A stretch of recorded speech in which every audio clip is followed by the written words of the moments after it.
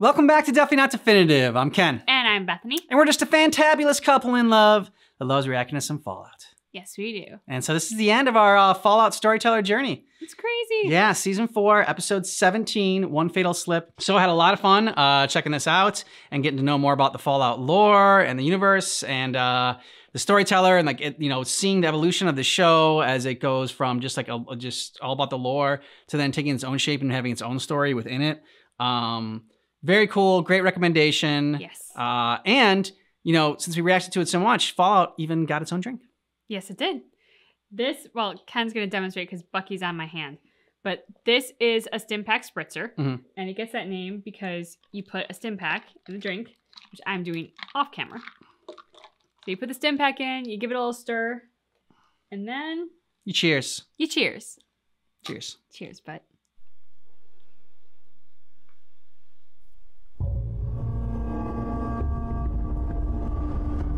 As always, the cowardly villain awaits within his lair, but no steel walls can protect him from the silk. Quiet.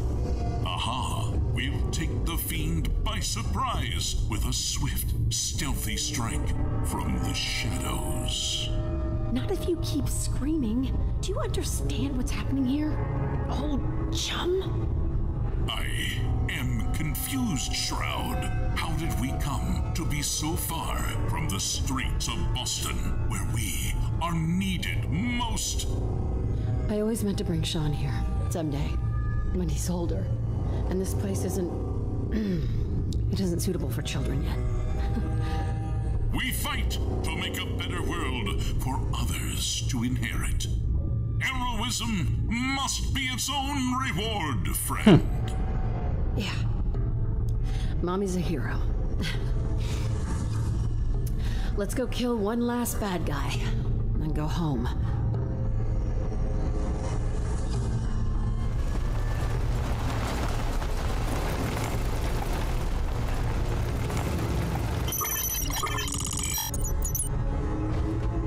Multiple enemies ahead. He's got the cloning machine up and running. They smell strange. Not regular people smells. Hey, Vault Girl. Sounds like he's got a bunch of defective clones in there with him. I know. Ugh. I haven't seen this many naked weirdos in one room since my bachelorette party. I don't see your cyborg guy anywhere. Primary target isn't in sight. And we don't even know what kind of ordnance he's packing. A minigun, chambered in .44 Magnum. Daisy's old body?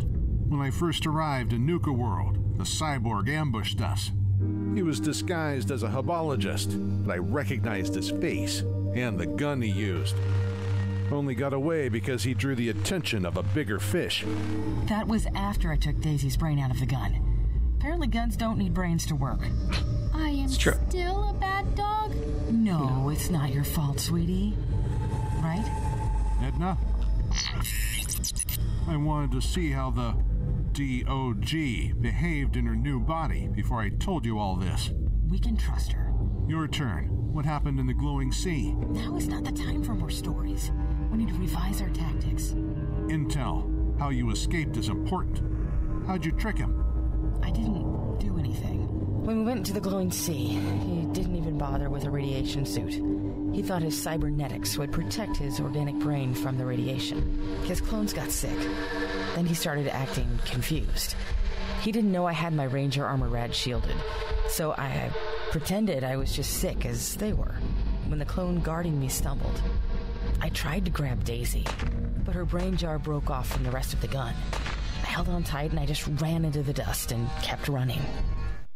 You saved me from the bad man. I only got away because I was stronger than I looked. Rangers are supposed to strike fear in the hearts of their enemies, not lull them into a sense of false security.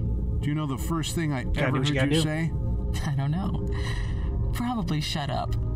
You are exactly as dangerous as you look, but our cyborg is arrogant. Can't see other people's strengths or his own flaws. We might be able to bait him. Hey, Vault Girl. You any good at getting under people's skin? I bet she is. Another dud. What's wrong with this machine? Garbage in, garbage out, as they say, villain. Boys, show me you're good for something. You're all in violation of Nuka World hygiene regulations. No shirt, no shoes, no mercy. Yeah. Death has come for you all, and I am its... Try. Egad. What will become of our dead stalwart hero?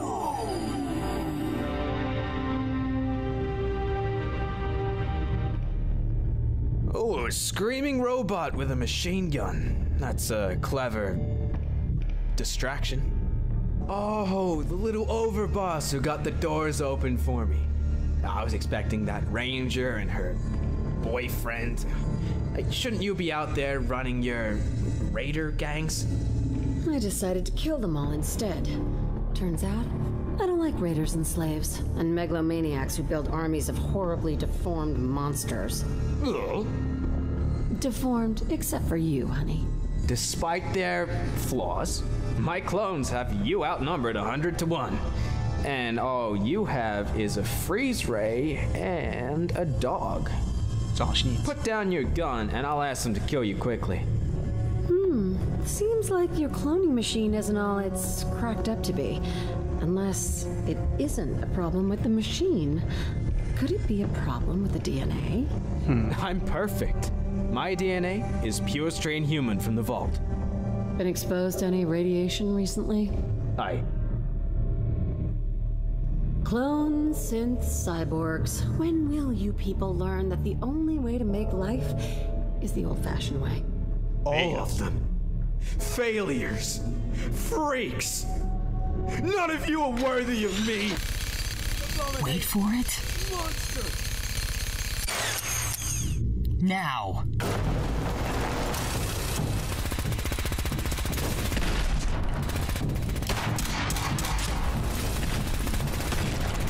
Here, Daisy. Oh!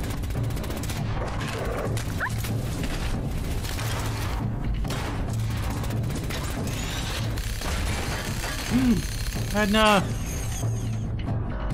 A nice effort, Ranger, but your plan had one fatal slip. These old sentry bots always overheat in combat. Yep. Leaves the fusion cores exposed.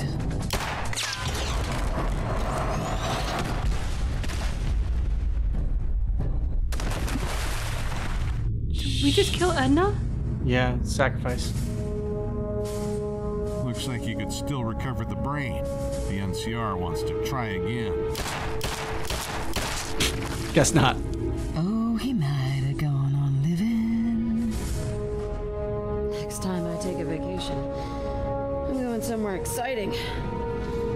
Does Las Vegas still exist?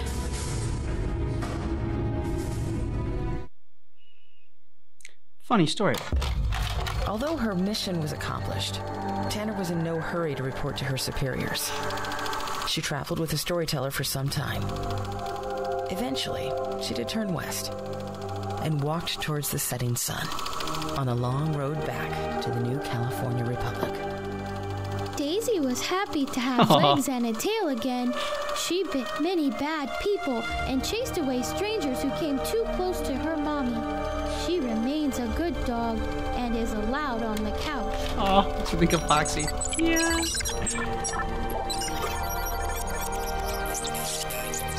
And now humbly resumed her preferred role of observer and documentarian. She occasionally lent a hand when the storyteller got in over his head or needed a nudge in the right direction. Good job. The storyteller learned all the tales that the Commonwealth had to offer. He was eager to find new audiences who had yet to hear about the Vault Dweller, Harold, or Gary. He walked the wasteland, uncovering secrets left behind by great heroes and their companions. Every now and then, he had an adventure of his own. The Shroud Boston lay broken and forgotten in the ruins beneath Nuka World. His brief life filled with confusion and pain.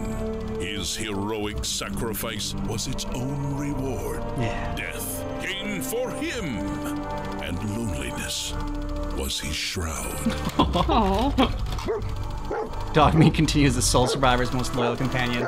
Like many other canine heroes of the past, he risked his life countless times in the defense of humanity, needing no more encouragement than a few words of praise from his human.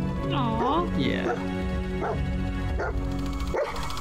Job, Dogmeat. The sole survivor of Vault 111 could have become Nuka World's wasteland warlord, ruling a raider empire from her throne at Fizztop Mountain. Instead, she chose to return to the Commonwealth and resume her search for Sean. In time, she was reunited with her son. But that is a story for another day. Well done.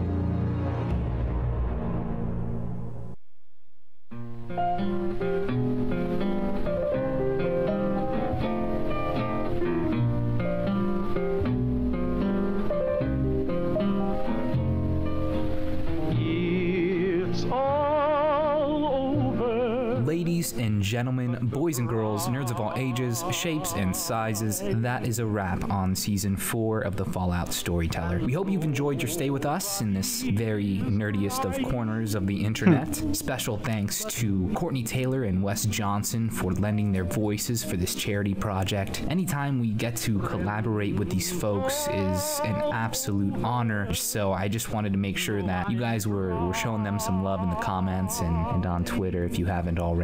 So, now, to answer the big question, what is next? That season... Unfortunately, nothing's next. All right, so looks like the next part of the codex is just something for like the game that they did, a mod for the game. And so that's the end of the story. That's where we're going to stop. So season 4, episode 17. What'd you think? Wow, it's been a long journey, and I thought they wrapped it up very well. Yeah, I agree. It was very satisfying. I loved everybody's little kind of like epilogue blurb that they had. I love that they included the dogs, of course. I was happy to see that Edna was not destroyed. I mean, like, her tank body was, but she was still fully intact, which was good. And I like that they ended it on the Vault 111 survivor. That she ended hers with the classic line, which just kind of felt like it was being left open for the possibility that she could continue that story in another iteration going forward at some point. I know they don't have that created, but it left the door open for that possibility, which was nice. And I'm taking it that was the character in Fallout 4 that you play as. That, like, I mean, no necessarily. I think you can gender bend the characters when you play them. So, because like they talked before about like whether the savior was a guy or a girl, and like it just depends on how you want to do your playthrough. That's just what I kind of got, because Dogmeat, that character, is like the reoccurring companion for the player. From what I remember from reading the comments and whatnot. I like that they even gave the Shroud a little shout out there at the end. That was a nice touch. And yeah, they did not want to save the brain for the cyborg. That was a smart move.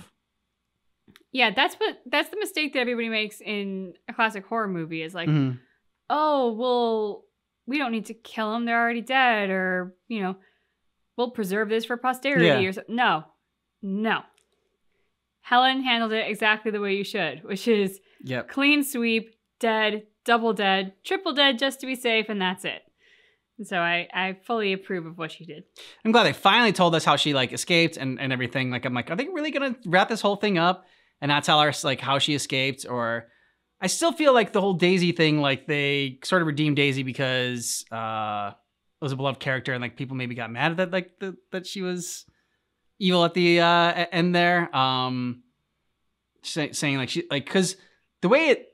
And I think I maybe just misinterpreted it too, because like at the end of the other season, of season 3, it made it seem like Daisy was sort of in cahoots with that she was choosing to do it. That was a choice. Yeah, that was a choice instead of her being corrupted and hacked and everything. I know they talked about him hacking into their their system, but I didn't know that like it was necessarily something that he had done with Daisy. Like I hadn't picked that up on before. So I don't know if that was something they just like added again to like redeem Daisy and like bring her back in the fold because she was such a beloved character. Yeah. It's always tough to try and corrupt the dogs. Yeah. It's just not a winning strategy in storytelling. True. Unless that's the pitch of the movie. I can't remember what the actual title of the movie was called. It was like a 90s movie, like I don't know. Cujo? Is that what you're thinking of? Maybe it was Cujo, but I want to say it became it was like a Max something. But yeah, like Killer Dog or whatever. And the way the guy that wrote it, I don't know if he wrote it, but came up with the idea. Like he was like pitching it, and like he just like would go into a studio and like just like pitch like 100 different ideas or whatever for scripts, and like one of them was he's like, yeah, it's Jaws on pause. That's what he pitched it as. Like, okay, sold. Just like that little catchphrase sold that movie. He knows how to do a log line. Yeah, exactly. Bravo. Looking back over this journey, it is very interesting to explore what sort of the end of civilization could look like in a nuclear fallout situation. Yeah. I mean, that's the big fear, right? Like that's that thing that could happen in this globe because we have a lot of entities with nuclear weapons, and it could happen at any time, and it's beyond all of our control because we're not the people playing the chessboard here. We're just the players on it. And so it was interesting to kind of see what their different variations of people that you may encounter, the different methods of survival. It was a dark world, but they did a good job with the storyteller because they chose someone who kept it somehow lighthearted and kept it engaging in what is potentially some really dark, depressing, and nightmarish kind of content. So let us know what you thought about this down below in the comments. And if you want to see all of our reactions to the Fallout Storyteller, go ahead and check out the description of this video for a playlist. So Fallout won't be a regular thing on Thursdays anymore. We'll switch up to something else and do another type of journey. But we will check back in with Fallout from time to time. So, it's got its own drink, so it's going to be a part of the channel. Yep. Thanks so much for checking out our reaction for Fallout Storyteller, but just keep in mind that our reaction is definitely not definitive.